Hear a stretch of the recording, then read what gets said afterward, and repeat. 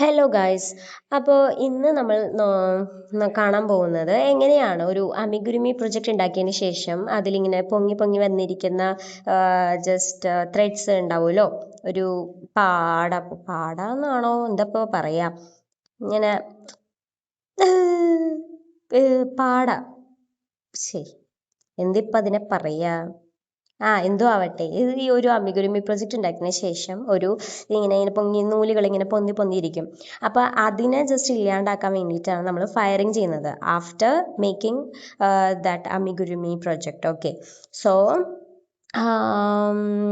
അങ്ങനെ ചെയ്താൽ എന്താ ഗുണം എന്ന് വെച്ചാൽ അതിന് നല്ല കംപ്ലീറ്റ് ഫിനിഷിങ് ലുക്ക് കിട്ടും.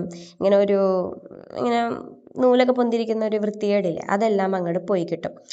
അപ്പോൾ ഇത് ഞാൻ റീസെൻ്റ്ലി ഉണ്ടാക്കിയ ഹാംസ്റ്റേഴ്സ് ആണ്.